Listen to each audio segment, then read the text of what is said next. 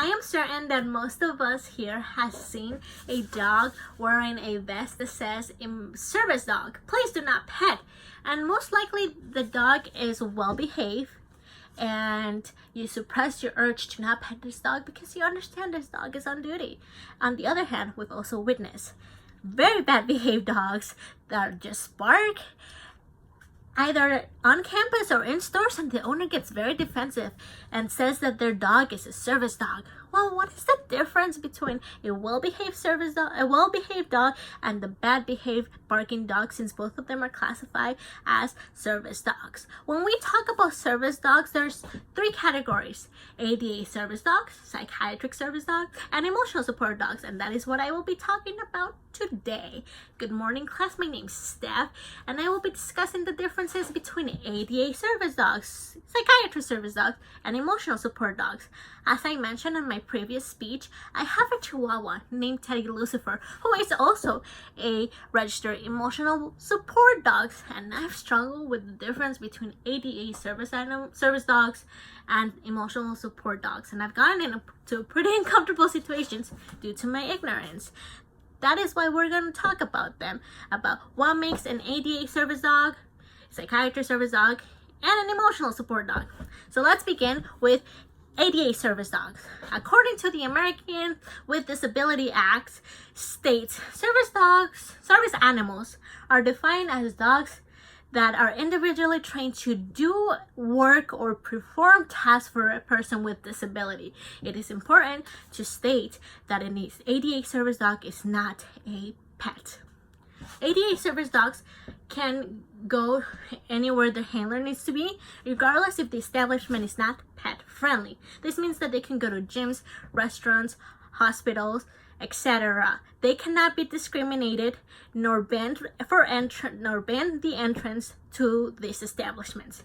The government does not have specific academies that train ADA service dogs. You can actually train your dog to become a service dog. However, the training is very intensive, and the dog must respond to 90% of the command by the handlers at any time, regardless of the environment. That is why most people opt to adopt dogs that have already finalized the training process from reputable trainers. An ADA service dog does not have any breed restrictions, nor the size matters. The dog just needs to provide some sort of aid for a person with disability. This can be from a Labrador that helps guide visually impaired people to detecting blood sugar levels from someone that suffers from diabetes. I hope that was useful information regarding ADA service dogs. Now let's proceed to understand what a psychiatry service dog is. The website nolo.com, which is one of the first legal websites that publishes articles regarding our judicial system, discloses that California doesn't have a separate definition for psychiatry service dogs, but a dog is individually trained to help a person with a mental disability requirements is considered a service dog, or any individual that uses such a dog is entitled to the same rights under the law as someone with physical disabilities that uses service dogs. That means that in the state of California, regardless if your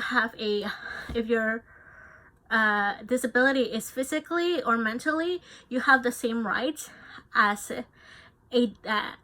your service dog is protected under the American with Disability Act. In the article, "What does a psychiatry service dog do?" by Ruthie Bentley mentions a psychiatry service dog, most or known as PSD, is specifically trained to assist an individual or perform a task for someone who has been disabled by severe mental illness, health issues. This includes but not limited to post-traumatic stress, anxiety, depression, social anxiety, schizophrenia, bipolar disorder, eating disorder. Anyone who has been diagnosed with a mental disability is eligible for a PSD. Same with ADA service dogs. You can train your own dog to be a PSD, but the training is very intensive, similar to the other ADA service dogs. There is also no breed restrictions, nor the size matters. You can utilize any dog that best accommodates the person with the mental disability. Your psychiatry service dog can be taken anywhere that you need to. Just remember that they have to be with the person 24/7, and they require a lifetime partnership. So that's something similar to the ADA service dogs. Last but not least, let's explore what emotional support dogs are, because I have one of those. An emotional support dog, according to the website Emotional Support Dogs Registration, states that emotional support animals, or ESA, are animals that provide therapeutic benefits to their owners through affection and companionships. So emotional support dogs do not need specific training. You can register your emotional support dog to the county, and you just need a letter from your doctor that states that you're eligible, and you just pay a fee, and the fee is different through counties in the country.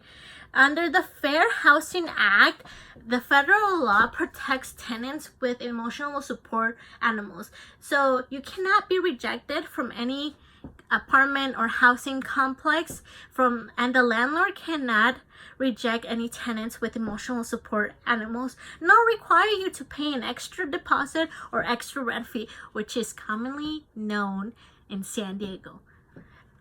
And emotional support dogs are allowed in commercial and private planes in the main cabin, and airlines cannot charge you an extra fee. However, you cannot take your emotional support dog anywhere like ADA service dogs or psychiatry service dogs, since they are not protected under the Americans with Disability Act.